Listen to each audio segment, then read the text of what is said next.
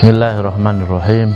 Innal hamdalillah nahmaduhu wa nasta'inuhu wa na'udzu billahi min shururi anfusina may yahdihillahu fala mudilla lahu wa may yudlilhu fala hadiyalah.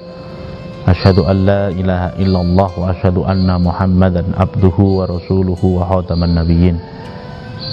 Allahumma shalli ala sayyidina Muhammad wa ala alihi wa ashabihi ajmain, amma ba'd. Kaum muslimin, pemirsa yang dirahmati oleh Allah Subhanahu wa taala, tema kita pada kali ini adalah tentang mengingat kematian. Di dalam Al-Qur'an Allah Subhanahu wa taala telah berfirman, kullu nafsin dha'iqatul maut. Setiap jiwa yang diberikan kehidupan oleh Allah, maka dia akan mendapati dirinya juga akan mengalami proses kematian. Maka yang menarik bila kita amati lebih mendalam bahwa manusia ini adalah entitas kehidupan yang diberikan oleh Allah, yang suatu saat juga akan diambil oleh Allah Subhanahu wa taala. Kalimat itu jelas dalam Al-Quran dijelaskan, aina ma kuntum yudrikumul maut walau kuntum fi burujim musayyadah. Dimanapun kamu berada pasti akan mendapati kematian, walaupun kalian berada di dalam benteng yang sangat kokoh dengan fasilitas kesehatan yang luar biasa. Kematian adalah rahasia yang diberikan oleh Allah dan sudah tercatat tatkala Allah memberikan kehidupan bagi manusia tersebut. Tapi yang paling menarik dari kehidupan yang diberikan oleh Allah tersebut, apa upaya yang dilakukan oleh manusia untuk mendapatkan kebaikan dari proses kehidupan itu. Karena kebaikan yang dilakukan oleh manusia ini akan berdampak kebaikan pula kelak setelah proses kehidupan yang telah dilalui oleh manusia. Oleh karena itu, manusia di samping diperintahkan oleh Allah untuk mengingat kematian, agar sifat-sifat jelek manusia ini hilang di dalam diri setiap manusia. Karena manusia adalah makhluk yang punya potensi untuk lupa kepada Allah, untuk ingkar kepada Allah, untuk memiliki sifat sombong, untuk memiliki sifat riya, untuk memiliki sifat-sifat yang negatif lainnya, yang merupakan bagian yang melekat dalam diri manusia. Oleh karena itulah, mengingat kematian adalah bagian sebuah proses yang harus diingatkan kepada manusia, agar manusia ini teringat apa fungsi dan tugas dia sebagai seorang hamba Allah Subhanahu wa taala, kecuali tidak lain hanyalah untuk beribadah kepada Allah. Maka kalau kita amati lebih mendalam, ya Allah Subhanahu wa taala menciptakan seluruh makhluk di muka bumi ini. Tercatat di dalam Al-Qur'an, wa ma khalaqtul jinna wal insa illa liya'budun. Kalimat ini adalah kalimat yang memberikan kita informasi bahwa Allah ketika menciptakan jin dan manusia tidak lain hanya untuk beribadah kepada Allah Subhanahu wa taala. Ada dua tugas yang kalau kita amati. Yang pertama, beribadah kepada Allah. Yang kedua, mewakili Allah untuk mengelola, salah satunya adalah alam yang diberikan kepada Allah terhadap manusia, yaitu bumi. Inni ja'ilun fil ardi khalifah. Kalimat khalifah ini adalah sebuah amanat dari Allah, bahwa bumi ini diserahkan kepada manusia untuk dikelola secara arif dan bijaksana. Maka proses ini kalau kita amati, dalam pengelolaan bumi ini manusia memiliki kelebihan masing-masing dan kekurangan masing-masing, yang ketika dilebihkan oleh Allah, dia mendapatkan keuntungan. Salah satu wujud keuntungannya adalah keistimewaan akan harta yang melimpah dalam dirinya, keistimewaan akan ilmu yang melekat dalam dirinya, keistimewaan nasab yang melekat dalam dirinya. Maka proses inilah yang terkadang orang membanggakan atas nasabnya, orang membanggakan atas hartanya, orang membanggakan atas segala sesuatu yang melekat dalam dirinya. Dan kebanggaan inilah yang terkadang menyebabkan seseorang itu meremehkan atas ciptaan Allah yang lainnya. Proses meremehkan inilah yang kemudian berdampak tidak baik bagi manusia itu sendiri. Apa wujudnya? Salah satu wujudnya adalah orang tersebut mulai melupakan Allah karena dihinggapi rasa kemampuan untuk mengatur dirinya sendiri dan mengatur orang lain. Ini adalah bagian yang dikhawatirkan oleh Allah SWT atas kehidupan yang diberikan kepada manusia.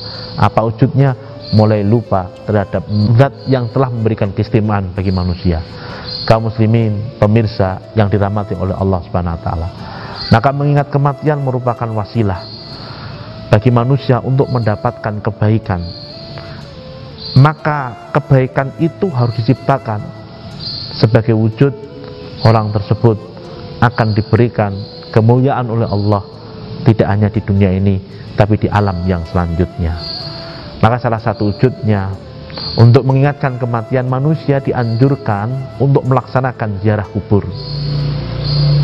Di dalam hadis Rasulullah SAW pernah bersabda, kuntu nahaitukum an ziyaratul kubri fazuruha. Dulu aku pernah melarangmu tentang ziarah kubur. Tatkala orang belum mengerti bagaimana orang tersebut melakukan aktivitasnya ketika berziarah kubur. Nah, dalam hadis ini dianjurkan ketika seseorang sudah mengerti adab dan proses ziarah kubur, maka ada saran yang disampaikan, fazuruha. Maka sekarang ziarahlah kalian ke dalam makam-makam kalian, makam-makam orang-orang terkasih bagi kalian yang memiliki fungsi banyak sekali. Yang pertama, salah satu fungsinya adalah tadzakur lil maut, mengingat akan kematian.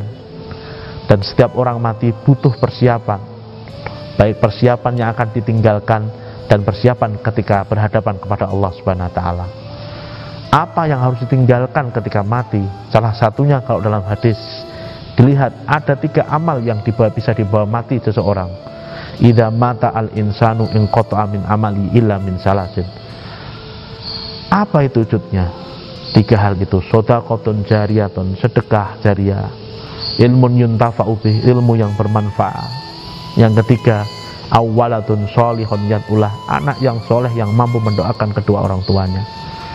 Makanya jadi masalah adalah ketika seseorang tersebut tidak memahami apa yang mesti dipersiapkan dalam proses kematiannya, maka dapat dipastikan dia kikir dengan hartanya, dia kikir dengan ilmu pengetahuannya.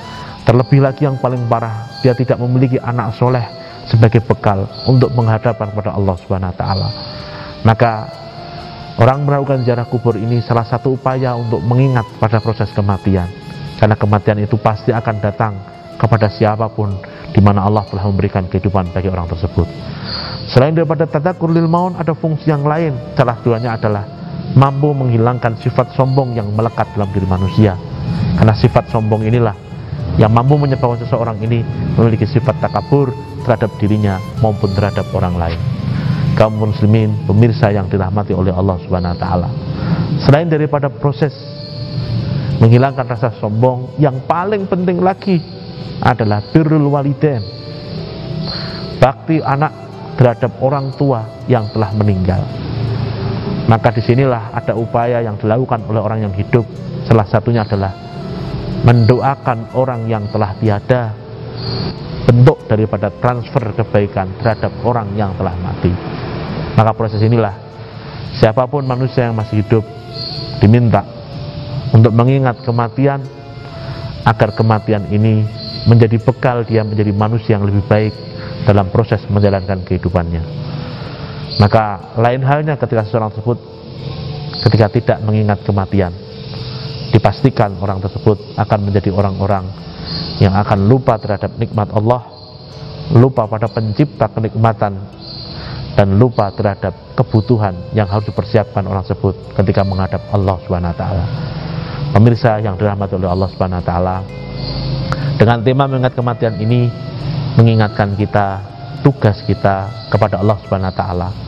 Selain beribadah dan mengelola alam semesta, maka kita membutuhkan kekuatan-kekuatan yang kekuatan-kekuatan ini mampu menyebabkan kita digolongkan oleh Allah sebagai hamba-hamba yang muttaqin, mati dalam kondisi husnul khotimah.